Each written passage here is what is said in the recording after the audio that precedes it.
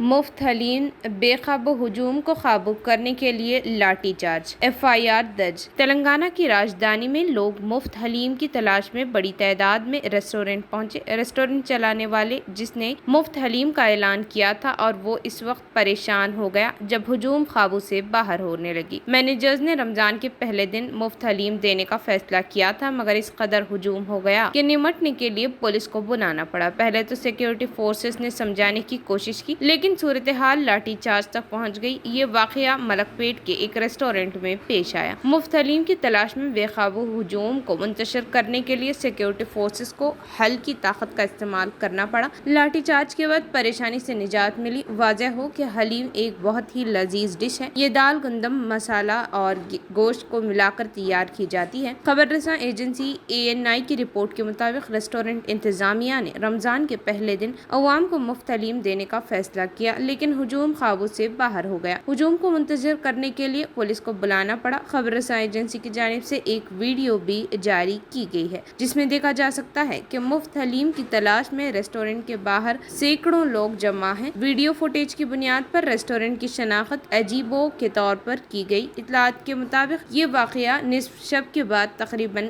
2 بجے پیش آیا۔ میڈیا رپورٹس کے مطابق ملک پیٹ کے انسپکٹر U سرینواس نے کہا کہ ریسٹورنٹ انتظامیہ کے خلاف ٹریفک میں خلل ڈالنے پر مقدمہ درج کیا جائے گا۔ انہوں نے کہا کہ انہوں نے پولیس کو مفت پیشکش کے بارے میں مطلع نہیں کیا۔ بڑی تعداد میں لوگوں کے آنے کے امکان کو دیکھتے ہوئے ریسٹورنٹ چلانے والوں نے اجازت تک نہیں لی، اس لیے عوامی زندگی کو متاثر کرنے پر اس ہوٹل والوں پر مقدمہ درج کیا جائے گا۔